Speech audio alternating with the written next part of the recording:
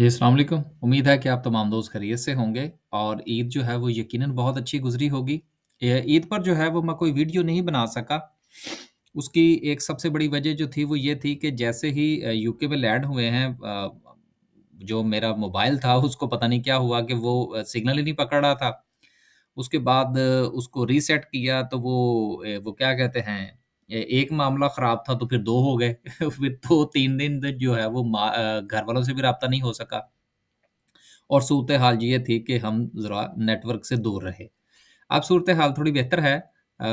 Mobile जो है वो थोड़ा-सा चलना शुरू हुआ है और व्हाट्सएप वगैरह जो है वो ऑन हुए हैं, तो थोड़ा-सा पता लगा है कि दुनिया की जो रंगीनियाँ हैं वो वापस आनी शुरू हो गई हैं। ख़ैर चलते हैं मार्केट की तरफ। देखिए जो हमने लास्ट वीडियो बनाई थी, उसमें हमने इस बात का की तरफ इशारा करने की कोशिश की थी कि मामलात जो है वो थोड़े बेहतर हो सकते हैं। उसकी वजह क्या है कि आईएमएफ की तरफ से जो भी मामलात थे वो तकरीबन-तकरीबन हमने पूरे कर दिए हैं। जायज़ नाजायज़ सारी बातें उनकी मानी जा चुकी हैं और अब सिर्फ़ जो है वो उनकी तरफ से हाँ की जो है वो उम्मीद है और वो भी इंशाल्लाह जल्दी हो जाएगी। दूसरा जो मुल्क के अंदर पॉलिटिकल गैर यकीनी की सूरत-ए-हाल है, ये चलती रहेगी, ये एक-दूसरे को नीचा दिखाते रहेंगे और मामलात इसी तरह से ही आगे चलेंगे।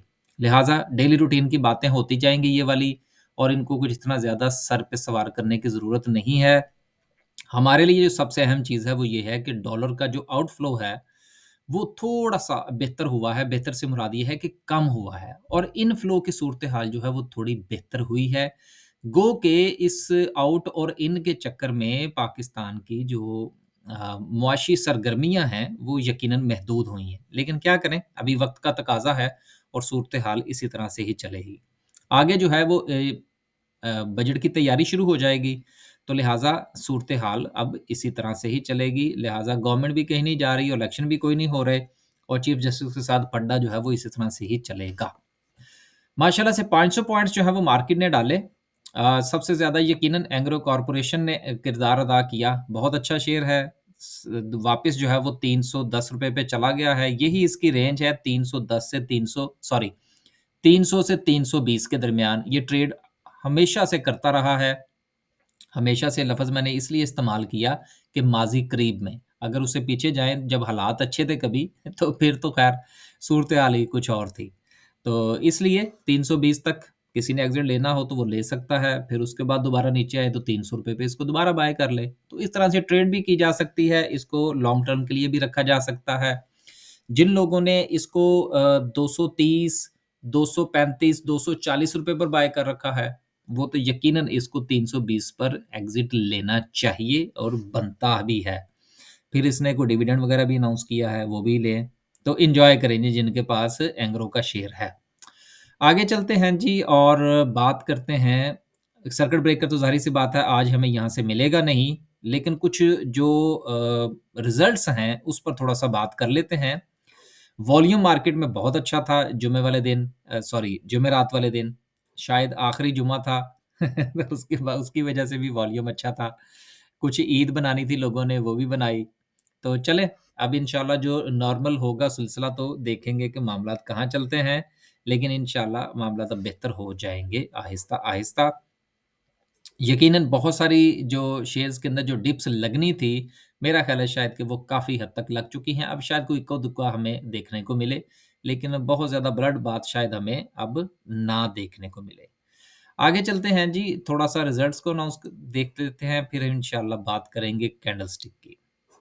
22 तारीख को देखते हैं कि कितने रिज़ल्ट्स थे और उनकी क्या सूरत-ए-हाल थी। 20 तारीख को, बिल्कुल जी, 20 को देखते हैं मिलर ट्रैक्टर का रिज़ल्ट रहा तीसरे क्वार्टर का ईपीएस आई ₹10 की। यार देखिए इतना बड़ा शेयर है, ईपीएस बहुत कम है इसकी और आप इसके हवाले से ये चीज़ ज़हन में रखिएगा कि मिलर ट्रैक्टर को जो मार पड़ती है ना असल में वो इस पॉइंट ऑफ व्यू से भी पड़ती है कि ये बोनस बहुत देता है। तो जब बोनस देगा तो फिर नंबर्स ऑफ शेयर्स में इज़ाफ़ा होता चला जाएगा। फिर ये बोनस भी जो है वो थोक के हिसाब से देते हैं। तो इसलिए इन चीज़ों को ज़हन में रखिएगा। इकोनॉमिकल स्लो डाउन पाकिस्तान में यकीनन है और आने वाले अरसे में भी रहेगा।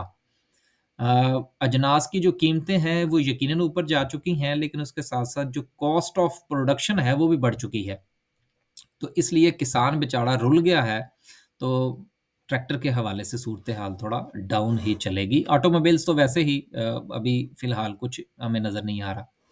उसके बाद ये मुदारबे-शुदारबे हैं, सर्विस ग्लोबल फुटवियर वाले हैं, इनकी बहरहाल ईपीएस थोड़ी बेहतर आई है। ₹1.22 की ईपीएस है, लेकिन इस दौरान इन्होंने दिया कुछ नहीं है। आगे चलते हैं जी और मरी बेवरी को हमने वैसे कभी ज़िक्र नहीं किया। बैंक्स, अस्करी बैंक जो है इसकी ईपीएस आई है जी ₹3.25। बहुत अच्छी ईपीएस है। बैंक्स के हवाले से तो हम काफ़ी अरसे से कहते रहे हैं कि बैंक्स कमाएँगे। अब वो क्यों कमाएँगे, ये आप सबको पता है कि क्या वजह है। आगे है जी और सऊदी पाक लीज़िंग को भी छोड़ दें, इंटरनेशनल नेटवर्क को भी छोड़ दें, वैसे बड़ी बात है 89 पैसे के साथ हाईटेक लुब्रिकेंट्स। हाईटेक लुब्रिकेंट्स सिर्फ़ 83 पैसे की ईपीएस है। देखिए, ज़ाहिर-सी बात है कि जो प्राइसेज़ हैं, वो बहुत ऊपर जा चुकी हैं। मैं आपको एक ये बताता चलूँ कि मैं आज से कुछ साल, डेढ़ साल पहले पाकिस्तान में जब गाड़ी का ऑयल चेंज करवाता था, तो मेरा ख़्याल है कि 2 स ढाई हज़ार रुपया लगता था और अब वही जो है, वो 5,000 से ऊपर की बात हो गई है।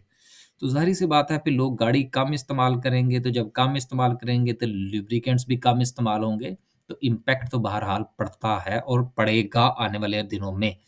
दूसरी एक बात ये भी आप ज़हन में रखिएगा कि आने वाला दौर जो है 2 से 4 साल के बाद वो इलेक्ट्रिक गाड़ियों का है।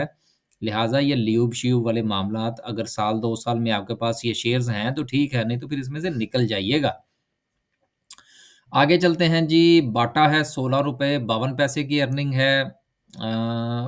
बैंक अल हबीब ₹10 की अर्निंग अगेन BAHL आपको याद होना चाहिए कि ये वो शेयर था कि जिसको मैंने पहले भी रिकमेंड किया था और फिर अब भी मैं इसको रिकमेंड करूँगा कि ये बहुत अच्छा शेयर है। जिन्होंने इसको पिछले क्वार्टर के अनाउंसमेंट से पहले यानी कि जब इसकी ईयर एंडिंग एंडिंग था, उस वक़्त खरीदा था तो अभी वो इसको कीप करें।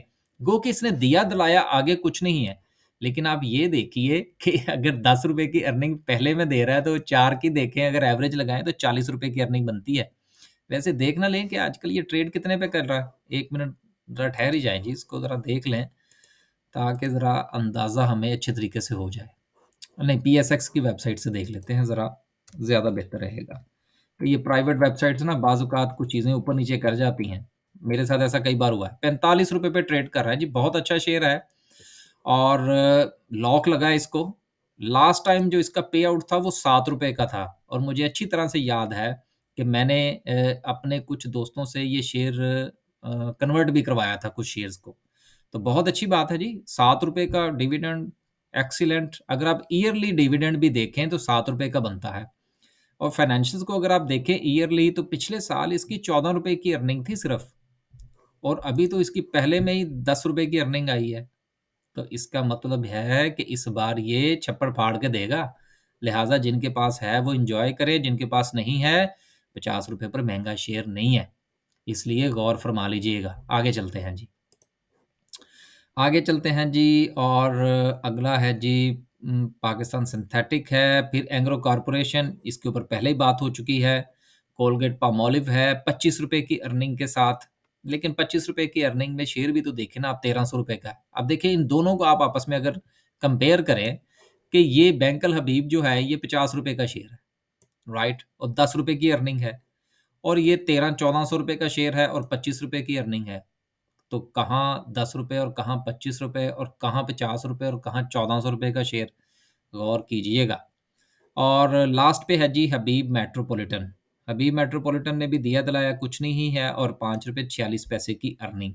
देखिए ये जो बैंक्स हैं ना, ये एमसीबी हो गया या यूबीएल वगैरह हो गए, इनके हाँ कुछ थोड़ा-सा है कि ये दूसरे क्वार्टर में कुछ ना कुछ दे देते हैं। ज़्यादातर बैंक्स जो हैं वो ईयरली देते हैं। लिहाज़ा बैंक्स में जिन लोगों ने रखा है अपना स्टेक, वो ईयरली इस चीज़ को टारगेट करें तो ज़्यादा बेहतर है। मेरा ये ज़ाती तौर पर ख़्याल है कि जो बैंक अल हबीब है इसको कुछ अपने हाई की तरफ जाना चाहिए और हाई जो है वो 52 वीक का वो इसका ₹70 का बनता है। और आई होप सो कि ये ₹70 को क्रॉस करना चाहिए, अगर ये अपनी अर्निंग को इसी तरह से कंटिन्यू रखता है तो। जो कि जिस तरह के पाकिस्तान के हालात हैं, अर्निंग कंटिन्यू करती हुई मुझे तो नज़र आ रही है बैंक्स की। आगे चलते हैं। बात करते हैं जी कैंडल की। कैंडल जो है वो माशाल्लाह से बहुत अच्छी थी, ईदी बनाई लोगों ने और 500 पॉइंट्स का इज़ाफ़ा भी हुआ, वॉल्यूम बहुत अच्छा है। न्यूज़ जो है वो बहरहाल थोड़ा-थोड़ा सा सपोर्ट कर रही हैं मार्केट को, पॉज़िटिविटी के हवाले से। और जिस दिन जो कि अभी उम्मीद भी की जा सकती है कि अगर किसी न किसी तरीके से ये हुकूमत अगले कोई 1 से डेढ़ महीना निकाल जाती है, जो कि यकीनन निकालती हुई नज़र आ रही है मुझे तो। बाकी लोगों का ख़ैर मुझे नहीं पता। तो फिर बजट पास होगा तो आईएमएफ के मामलात भी सीधे हो जाएँगे और जिस दिन आईएमएफ की खबर आई, मेरा ये ख़्याल है कि मार्केट को अपने इस हाई को टच करना चाहिए और वो हाई जो है वो तकरीबन कोई 42,500 का बनता है। सो लेट्स सी, देखिए कि इंशाल्लाह ये सूरत-ए-हाल कब बनती है। लेकिन अब आप इस चीज़ को ज़हन में रखिएगा कि देखिए मैं गुज़िश्ता 4-6 महीने से एक बात ये कह रहा हूँ कि अब देखिए जो नुकसान जिन लोगों का जिस तरह से होना था सो हो चुका। अब कीप कीजिएगा, सुकून कीजिएगा और भागिएगा मत। अभी अगर आफ्टर शॉक्स आते हैं कुछ ज़लज़ले के तो ज़्यादा घबराने वाली बात नहीं होगी। अल्लाह हाफ़िज़।